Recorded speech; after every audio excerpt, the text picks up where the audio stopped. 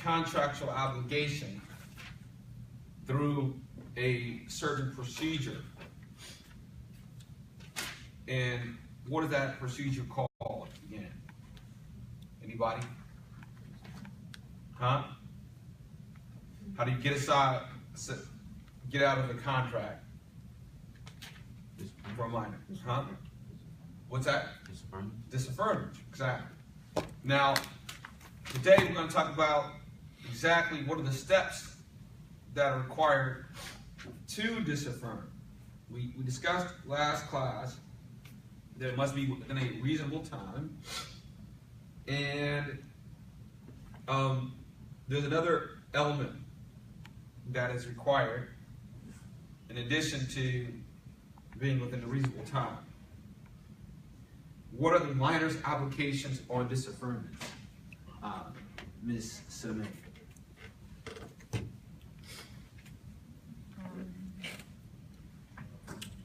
The minor must disaffirm the entire contract. So how does that happen? So if I bought an iPhone and I'm 15, I don't want it anymore. I want to get out my contract, which ties me to buying the iPhone, which is now $690. How do I get out that contract? The minor would have to return the iPhone. Exactly. How about if I crack the screen? Can I get out of it still? No. It would have to be returned. Well, you would have to restore the screen. No. Or no. Even if the minor returns damaged goods, the minor often is entitled to disaffirm the contract and obtain full refund of the purchase price. All right? Yeah. Give us an example. Give us an example of that.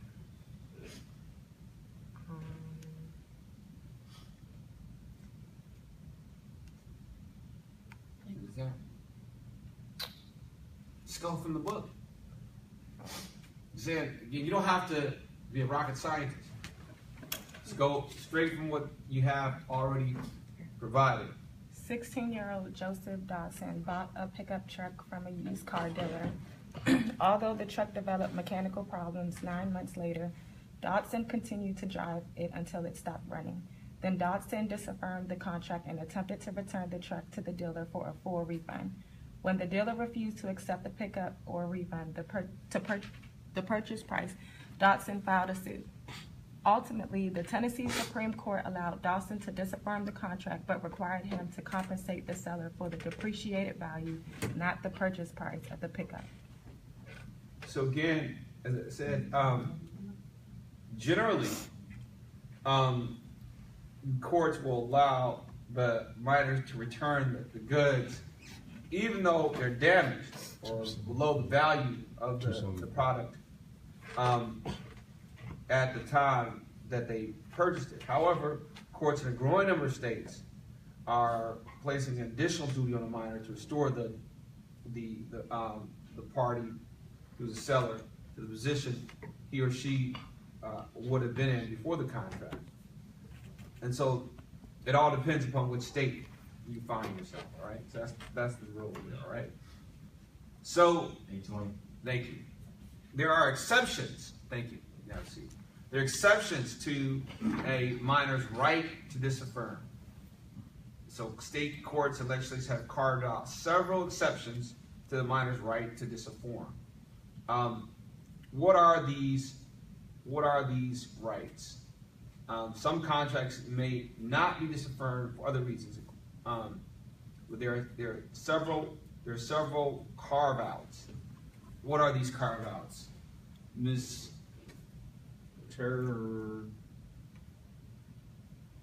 Thomas.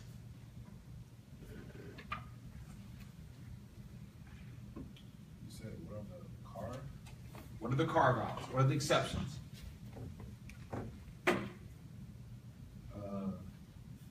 Misrepresentation of age. Okay. So, again, what are you saying?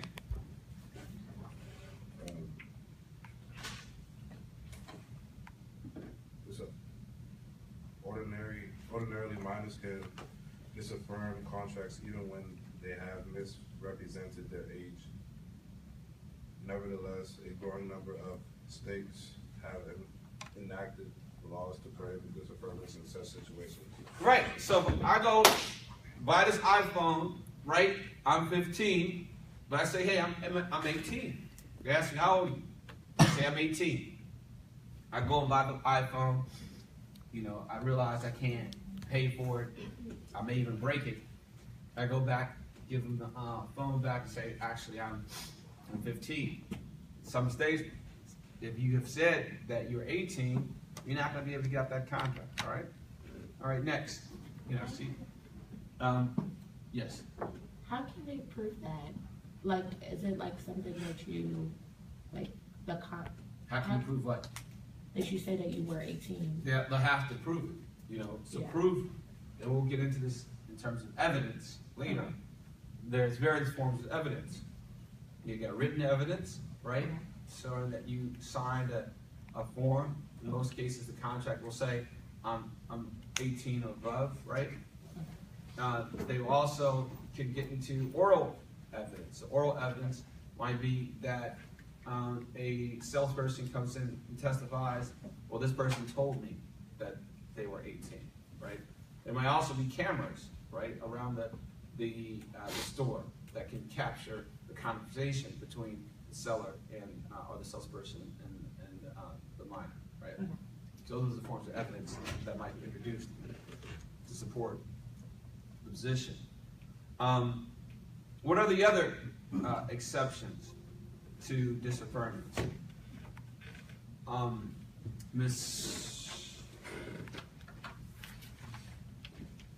That was Mr. Thomas, right? All right, Mr. Tucker. Okay. So where we at? Contracts of necessity. Contracts for what? What? Necessities. Necessities. And what is a contract for a necessity? It is basic needs such as food, clothing, shelter, and medical services. A minor who enters this contract for necessities may disaffirm the contract, but remains liable for the reasonable value of the goods. So again, they can still get out of it, but they still have to pay, right? Right.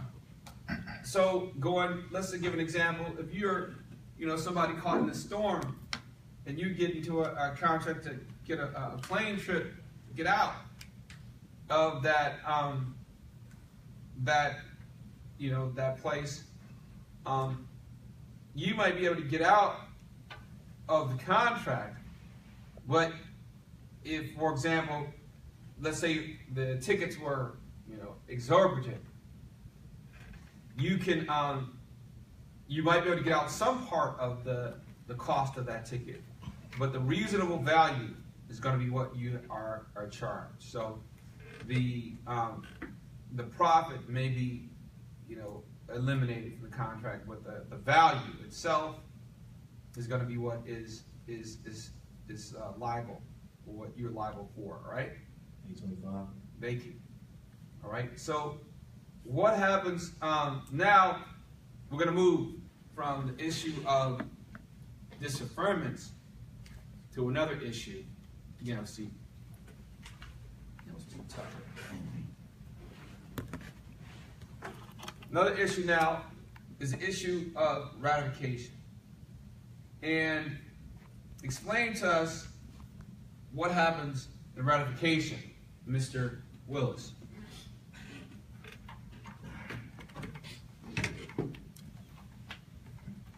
Ratification is the act of accepting and giving legal force to an obligation that previously was not enforceable. A minor who has reached the age of majority can ratify a contract expressly or impliedly. Express ratification takes place when the orally or in writing that he or she intends to be bound by the contract. Implied ratification takes place when the minor, upon reaching the age of majority, indicates an intent to abide by the contract. And so, what happens if a minor fails to disaffirm the contract within a reasonable time after they reach the age of the majority? Thus, they enter into ratification. Pardon me? They enter into ratification. Courts will generally have to determine whether or not ratification has occurred automatically at that time, right? The court generally presume that executed contracts are ratified, and that executory contracts, those are not performed by both parties, are disaffirmed, all right? So you have to look at what the status of that contract is, all right? Thank you. Now, Mr. Assad, tell me about what parents' liability is in this matter. As a general rule, parents are not liable for contracts made by minor children acting on their own. As a consequence, businesses ordinarily require parents to co-sign any contract made with a minor. The parents then become personally obligated under the contract to perform the conditions of the contract, even if the child avoids liability. All right. However, parents can sometimes be held liable for minors' torts. Depending on the state. Exactly, depending upon the state law. All right. And there's a growing discussion, particularly in the context of juvenile delinquency, to hold parents responsible for the acts, particularly criminal acts, of their children. And there's some, and again, it relates to this idea of the commission of torts, which are things that generally fall under the guidance of or the guidelines of a criminal act. Many torts are themselves can be prosecuted by the criminal code as well, or are prosecutable, if you will, under the criminal code also. And again, the idea is that a minor cannot fully comprehend his or her actions. And so a parent is responsible for supervising that minor during that time where he or she cannot fully comprehend his or her actions. And if a parent fails to properly supervise, fails to properly teach his or her child, then he or she, that parent, is liable for the actions of that child. Does that make sense? All right, great. Now let's go to the issue. How can that be enforced? Because like the parent is not signing like a contract or something stating that they're all going to be responsible. They can, a child can be living with them, but they're not, he's living on his own. Yes, and so again, it's your obligation as a parent to be a parent. You know what I mean? This is the problem. A lot of parents are checked out. They're more focused on their own issues, their own, work, personal relationships, Facebook, social media, and the children are like basically running wild out here.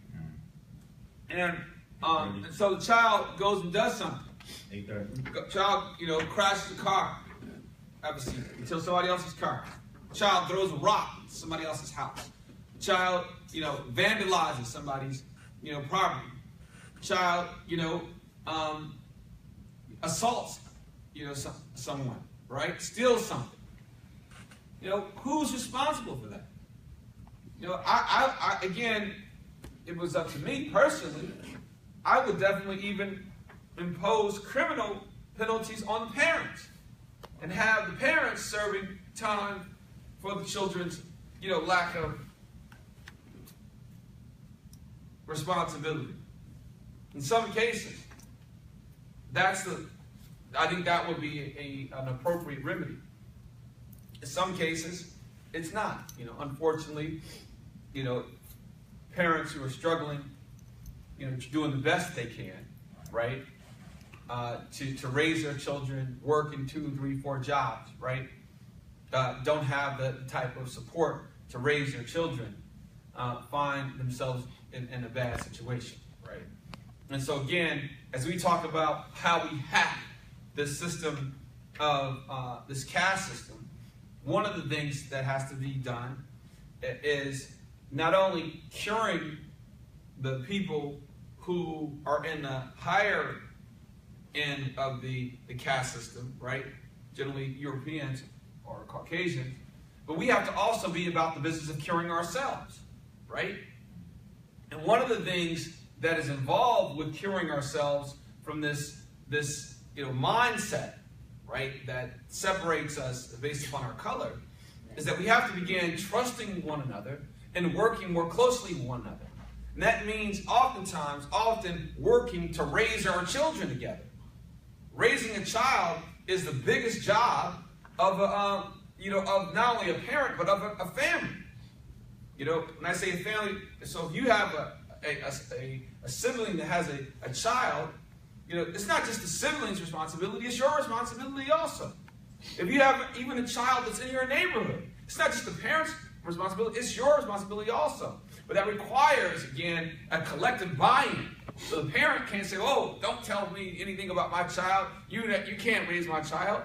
The fact is, the idea that was espoused by Hillary Clinton, which is, again, coming from an ancient African proverb, that it takes a village to raise a child is true.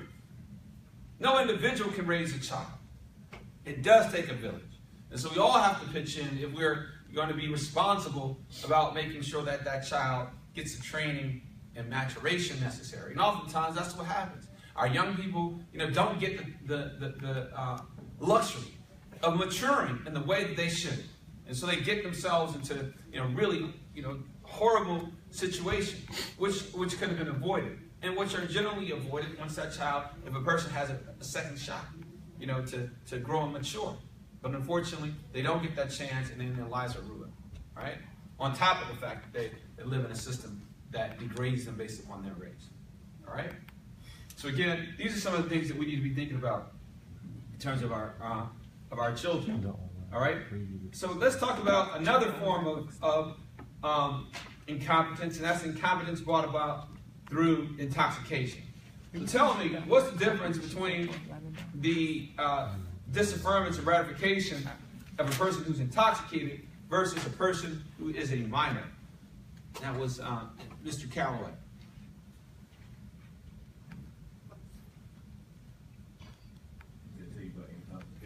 Yes, I said, tell me specifically, what's the difference between how a person who's intoxicated disaffirms a contract versus them disaffirming as a minor? So how do you disaffirm a contract if you're intoxicated? So generally, we know, just to define the terms, intoxication is a condition which a person's normal capacity to act is inhibited, right? And so, if a person was sufficiently intoxicated, he or she can lack mental capacity. And so therefore, the agreement may be voidable, right? Even though the intoxication was voluntary, right? Was voluntary rather. So he got drunk, then he can say, hey, well, I wasn't in the mental mindset, right, to enter into this contract. However, the courts look at the objective indication of the intoxication to determine if he or she possessed or lacked the required capacity. 835. And so that's somewhat difficult, right? So again, there are only few instances in which the court will permit contracts to be avoided due to intoxication. However, if they are, how is that done? How is the disaffirmance taking place? Mr. Calloway. It takes place if a contract is voidable because one party was intoxicated. That person has the option of disaffirming it while intoxicated and for a reasonable time after becoming sober. what must they do? If the person in employment intoxication typically must be able to return all consideration received unless the contract involved necessity. Necessary, right? Just like a child, right? So the same rule applies in terms of disaffirmance. And the reasonable period by which they have to return is when? So you have to leave. What's the period of time? You just said it. Reasonable period of time is a period after they become what? Sober. All right? So now tell me about how is it ratified? How is a contract ratified by an intoxicated person? An intoxicated person, after becoming sober, may ratify a contract expressly or impliedly, just as a minor may do on reaching maturity. All right. So again, there's no real difference between ratification, although there's a slight difference between disaffirmance. Thank you, Mr. Copeland. So, Mr. Copeland, tell me what's now the difference between a person who is mentally incompetent and a minor. We know that contracts made by mentally incompetent persons can be void, voidable, or valid, right? So, what determines if a contract is void by a mentally incompetent person? If a court has previously determined that a person is mentally incompetent, any contract made by the person is void, no contract is made. All right. So again, if that person has already been declared mentally incompetent, regardless of the fact that all the elements of the contract exist, there's no legal capacity. Period.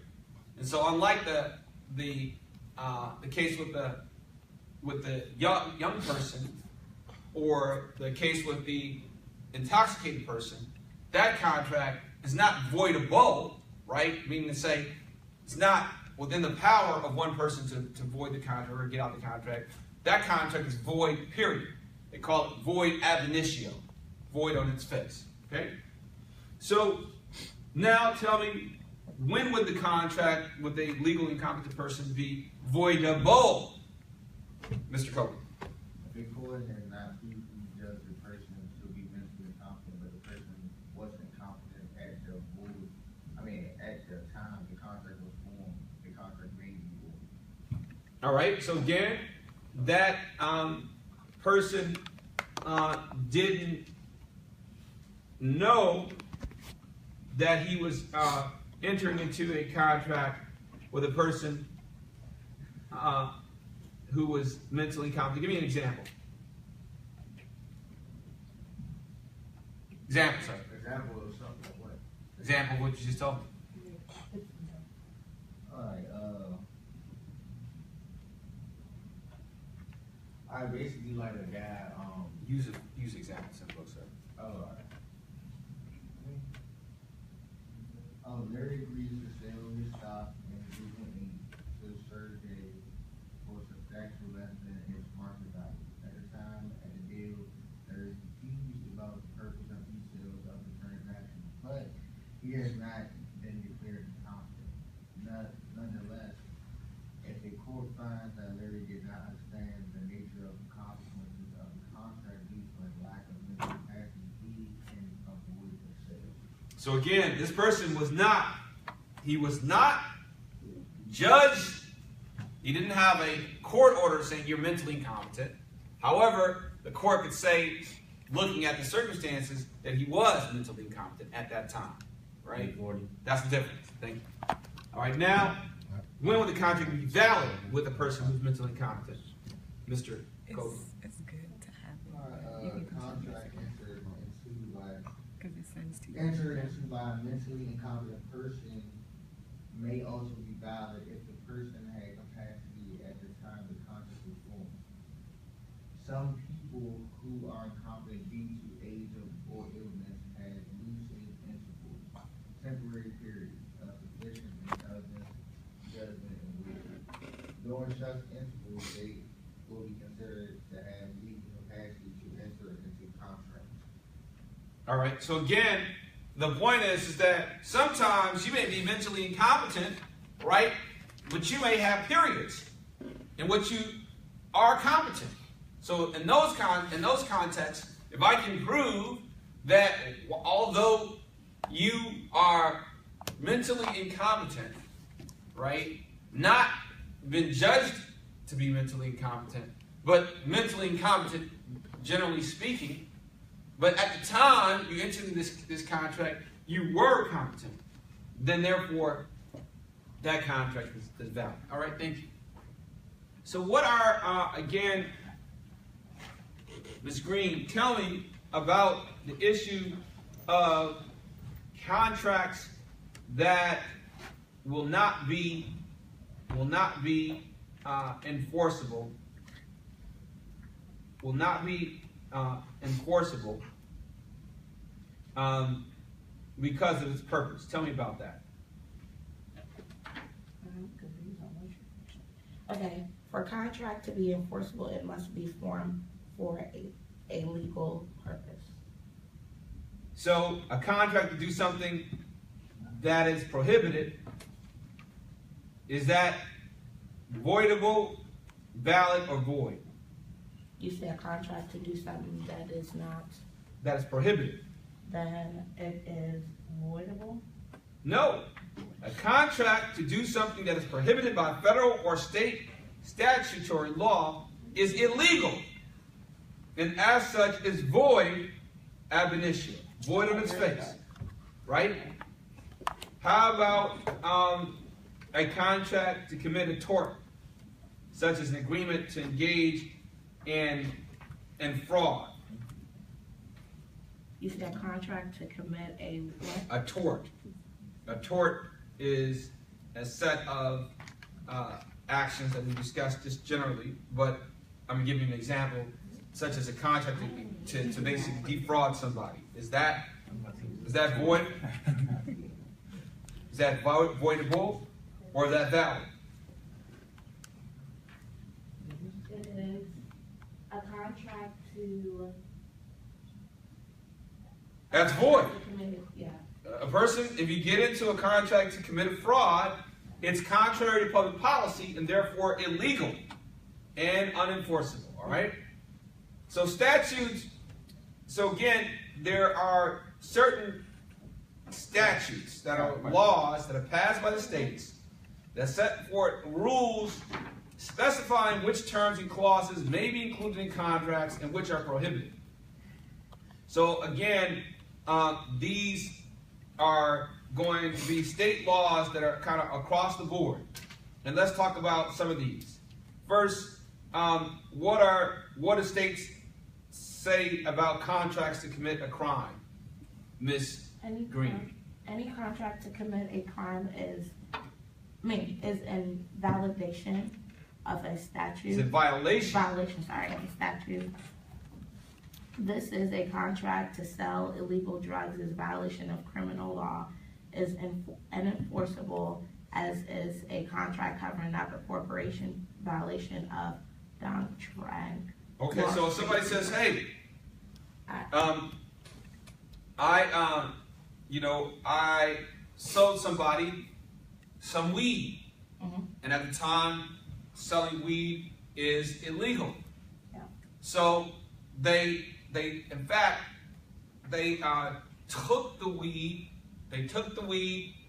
and they also took the person's money. So they stole the weed, right? They entered into a contract to buy the weed. The guy gave him the money, right? Yeah. And he didn't give him the product. 845. Can that person go to the police and say, hey, this person stole my product? No. This is illegal. Because that's a contract, that's a legal contract, all right? All right, let's go to usury. Usury, have a seat. Miss Hall. almost every state has a statute that sets the maximum rate of interest that can be charged for different types of transactions, including ordinary loans, a lender who makes a loan at an interest rate above the lawful maximum permitted usury.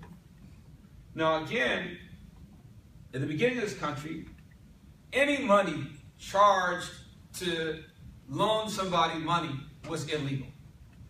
However, this country has changed its laws. So again, any money, it was a crime. And do you know why it was a crime, Ms. Hall? Why it was a crime to basically charge somebody to borrow money. Does that sound fair? No. If a person can't afford, right? If a person can't afford to buy something and you loan them some money, is it fair for you to basically exploit the fact that they're poor? No. And at the essence of it, the reason why it's unfair is because of really biblical and even codified in other texts such as the Quran. These things are unfair to exploit people's poverty. People who are poor and exploit their poverty. And so therefore, the Almighty, and in some texts, the Almighty has made, again, exploitation of the poor so grave that He has declared war on those who do so. And so that's the reason why in even the United States, at the beginning of our country, exploitation of the poor by charging them to borrow money was illegal. But again, you can see the financial services industry has lobbied states across the country to reduce that. And so now, sometimes you can loan somebody money and get as much as 25% interest, right? And not be declared illegal. All right? Yes, ma'am. It's 2 more minutes. Let me just quickly finish up the key points. So there are a couple other things that you're going to need to know about. Again, gambling, also licensing statutes, and unconscionable contracts or clauses. So if you go into something that's unconscionable, unconscionable means it's like so unfair that the courts won't enforce it. So if it's something that that really, gives somebody such a windfall. So if you enter into a contract to buy a pencil for $1,000, and that pencil is, it's only worth like 10 cents, then that contract might be declared unconscionable. Also, discriminatory contracts. So again, contracts where it says that you can basically discriminate against somebody because of their color, their race, their national origin. Those types of contracts are going to generally also be declared as being illegal. So you're going to go through the rest of the books, and they'll tell you about some of these examples. Ms. Green, I saw you had a hand before we leave. But when I borrow you money, then that means that I don't have the money to use for myself. Therefore, if I get my return in a reasonable time, I will expect you to pay for the loss that I lost during the time. Well, again, idea about money is like it's a capital, right? It's a form of capital.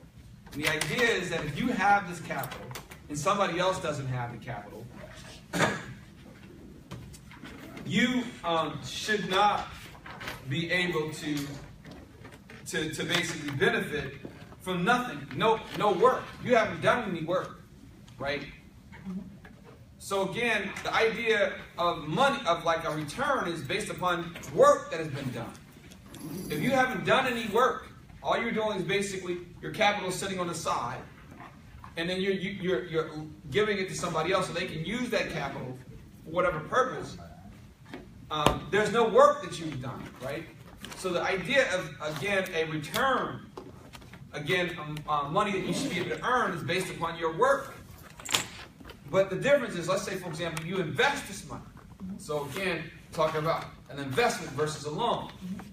If you invest in somebody's business, right, you give, again, instead of loaning the money to Ms. Hall, you invest in her and say, okay, I tell you what, you want to go and buy some apples.